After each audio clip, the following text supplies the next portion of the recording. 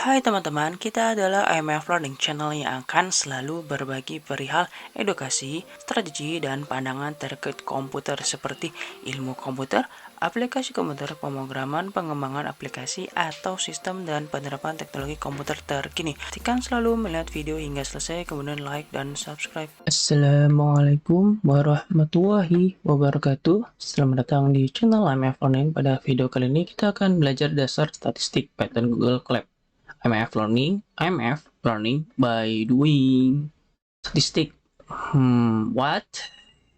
Statistik itu biasanya ada hubungan dengan laporan. Ya, seperti Global Nation yang terkait dengan per kapita sebuah negara atau sebuah kota naik atau turun. Tidak hanya itu juga, statistik biasanya digunakan untuk mengukur bahwa tenaga yang digunakan itu apakah sepadan dengan apa yang kita butuhkan, seperti membuat roti bakar. Oke, kita akan mempraktekkan statistik yang ada di Python, dan tentunya ada library khusus ataupun kita akan coding dari scratch.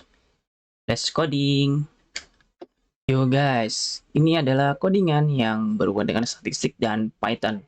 Nah, di statistik kita bisa menggunakan library yang ada seperti statistics, kemudian scipy, ataupun pandas. Karena di statistik kita akan membutuhkan random. Oke, di sini ada library yang akan sering kita pergunakan untuk mengerjakan masalah atau mencari masalah atau malah mencari solusi untuk masalah tersebut dengan statistik. Oke, jangan lupa untuk mengexecute terlebih dahulu. Ini dipisah kolomnya supaya nantinya bisa membedakan. Kemudian di sini ada variabel yang mungkin sering kita akan gunakan. Oke, di statistik terkadang ada nilai yang kosong atau none atau null. Oke, kita bisa memberikan di sini. Kemudian di sini ada variabel atau data yang tidak ada nanya, sedangkan ini ada nanya. Kemudian kita cetak seperti ini. Jadi kalau misalnya none atau kosong seperti ini. Oke. Kemudian juga bisa untuk numpinya. Jadi kita bisa menggunakan dua cara.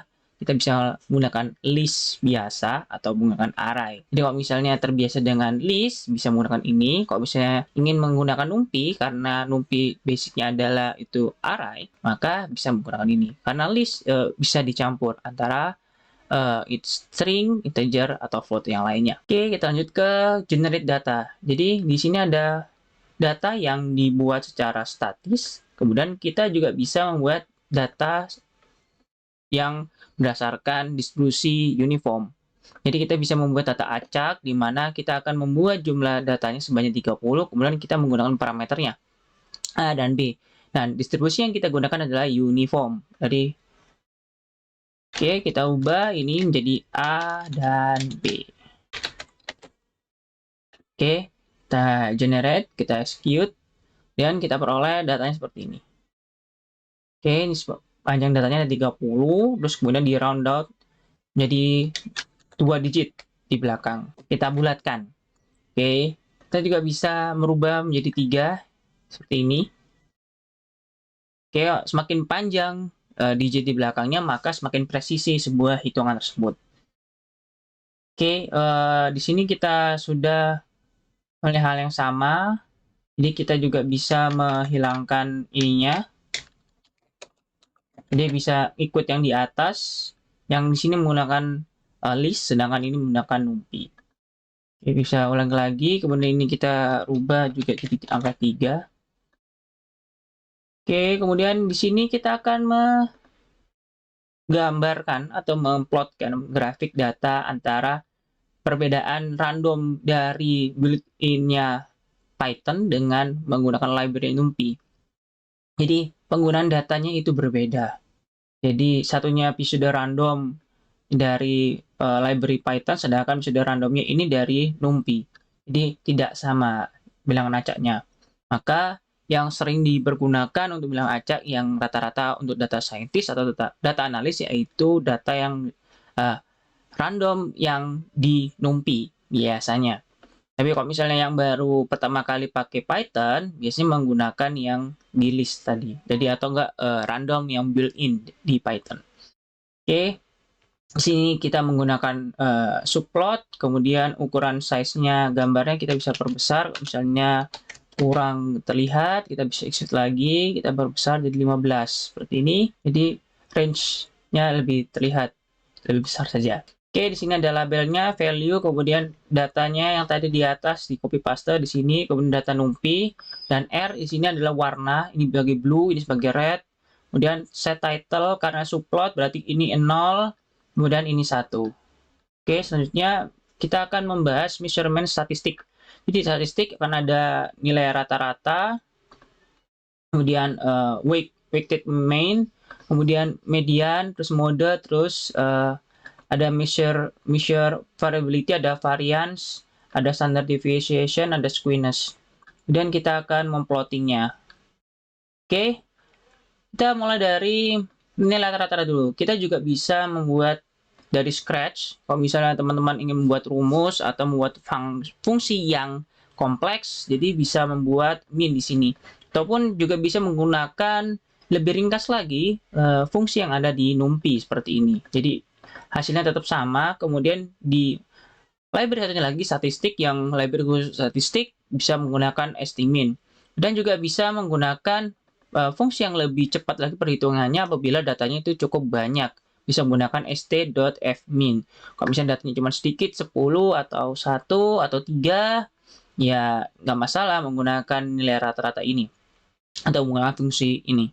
Kemudian kita akan berpindah pada hal yang sama juga. Di sini kita akan menggunakan data yang ada di random build Python, kemudian ini data yang di NumPy. Kemudian kita plotkan, kita masih mengcopy paste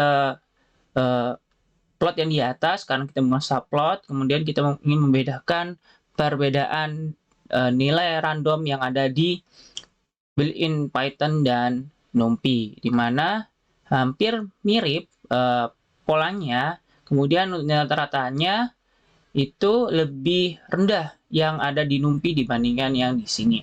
Jadi bintang sini menunjukkan posisi nilai rata-rata. Oke. Kemudian ada rumus yang lain, itu weighted mean, ini untuk mencari nilai bobot rata-ratanya. Dan ini biasanya digunakan untuk menghitung sebuah data supaya digeser kemana, ya menggunakan weighted mean ini. Oke. Sini sama juga, kita akan memplottingnya, di mana kita menggunakan mean statistik dan mean weight-nya di sini. Jadi, oke, ini yang membandingkan antara posisi rata-rata statistik dan mean weight. Dan ini untuk data NumPy-nya. Oke, seperti ini posisinya. Oke, selanjutnya kita akan membahas median, nilai tengah. Oke, di sini kita bisa membuat nilai median atau fungsi median seperti ini dengan scratch. Cukup panjang dibandingkan rata-rata, di mana data akan diurutkan terlebih dahulu, kemudian dicari rounded-nya, jadi bulatannya. Kemudian kalau misalnya nggak cocok pembagiannya, bisa lanjut kepada data order, kemudian diindekskan lagi, kemudian dibagi nilai mediannya. Oke, di sini untuk modulusnya kedua, masuk sini. Jika tidak sesuai, maka masuk sini. Oke, diperoleh. Jika teman-teman ingin menggunakan langsung saja, tidak perlu ribet, tidak perlu membuat scratch, bisa menggunakan NumPy median. Jadi instan saja langsung menggunakan. Kemudian kita akan memplottikannya seperti sebelumnya, di mana hasilnya akan seperti ini jika memperoleh nilai mediannya. Posisinya di sini. Oke. Selisihnya hampir sama apabila menggunakan yang di NumPy ataupun di random built-in Python. Yo guys, kita kembali lagi di mana sebelumnya mode menggunakan statistik ini error. Oke. Nah, errornya kenapa? Karena no unique mode atau tidak ditemukan nilai yang equal common values. Jadi, nggak ada nilai uniknya. Jadi, dianggap sama semuanya, sama metode statistik. Oke, mungkin yang dianggap sama angka depannya. Kalau misalnya kita cetak data NumPy, oke, kita cetak di sini data NumPy-nya. Terus kita juga bisa bandingkan data yang di sudah random, kita print. Oke, seperti ini datanya. Nah, kemungkinan mode di statistik itu menilai nilai di depannya. Oke, kalau misalnya kita ganti ini menggunakan data, akan berhasil dan sama, dianggap tidak menemukan nilai yang unik. Oke, maka itu kita akan bisa menggunakan yang di atas ini dari scratch, atau kita bisa menggunakan SciPy. Jadi di Python itu banyak library pengganti kalau misalnya library-nya tidak sesuai dengan keinginan kita atau hasilnya tidak sesuai. Kita bisa menggunakan mode SciPy di sini. Skip, kita aliaskan SciPy jadi SCP, kemudian mode data dan mode, kemudian ini arenya harus 0. Oke, kita jalankan. Oke, yang ada lupa kita komen supaya tidak dibutuhkan karena sudah diwakili. Kita hapus saja, kemudian kita jalankan lagi, maka diperoleh adalah ini. Jadi nilai uniknya adalah 1.125 dan yang di atas itu 1.983. Jadi hasilnya berbeda. Jadi terserah teman-teman bisa menggunakan yang dari scratch atau yang dari menggunakan library. Kalau misalnya dari scratch, mungkin bisa menemukan algoritma yang lebih cepat atau lebih presisi.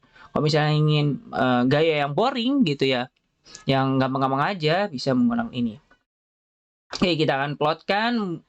Maka nilai yang menggunakan mode untuk episode random di Python ada di sini posisinya. Nilai uniknya ada di atas, kemudian ini ada di bawah. Oke, kita lanjut pada measure of variability, di mana kita akan mengukur nilai yang ada di variabel kita punya atau data yang kita punya. Oke, kita execute di sini, kita memperoleh nilai variance-nya untuk data yang dari nilai rata-rata min data dan data NumPy. Oke, jadi data yang di atas dihitung, kemudian kita meroleh min data rata-ratanya, kemudian ini adalah rumus variance-nya. Oke, di sini untuk data kita juga bisa menggunakan fungsi yang sudah disediakan oleh statistik, yaitu menggunakan variance. Hasilnya seperti ini, kemudian kita bisa juga menghitung standar deviasinya. Nah, standar deviasi hasil dari variance itu dikalikan setengah atau akar. Kemudian kalau misalnya ingin lebih gampang lagi, tinggal menggunakan fungsi yang ada. Oke, selanjutnya kita akan menghitung squeness-nya. Oke, di sini ada scratch. Kalau misalnya nggak mau dari scratch, bisa nanti mencari library yang mendukung squeness. SciPy mendukung, statistik mendukung, tapi di sini tidak menjelaskan karena lebih menjelaskan pada scratch-nya. Nanti teman-teman bisa mencari di internet atau googling aja terkait SciPy maupun statistik. Oke, di sini ada item, jumlah itemnya dari datanya, kemudian dikurangi nilai rata-ratanya, kemudian di power 3. Dan ini akan dilakukan sesuai jumlah datanya yang diperoleh. Sehingga kemudian dikalikan dengan jumlah datanya. Jadi N ini adalah jumlah data. Oke, kemudian kita akan plottingkan hasil dari varian standard deviation squareness-nya ke plotting. Jadi len data setengah itu untuk mengarahkan pada posisi di tengah. Sedangkan ini adalah hasilnya. Oke, diperoleh bahwa nilainya ada di sini. Jadi dari 30 data, nilai variance-nya berwarna hijau, kemudian nilai standar deviasinya berwarna biru, dan skew-nya itu berwarna kuning. Jadi nilai kalau di NumPy nilainya itu dekat, sedangkan di library random built-in by Python itu jaraknya jauh karena nilainya berbeda. Oke, seperti itu terkait penggunaan statistik di Python. Mungkin teman-teman bisa mencari studi kasus untuk menerapkan measure variability ataupun measure statistiknya yang mungkin bisa diterapkan kemudian diplotkan. Oke, seperti itu terkait video bagaimana cara dasar statistik menggunakan Python dan Google Colab. Nantikan video kami selanjutnya. Sampai ketemu lagi. Wassalamualaikum warahmatullahi wabarakatuh. Oke teman-teman, pastikan like, subscribe, dan share video ini. Terima kasih.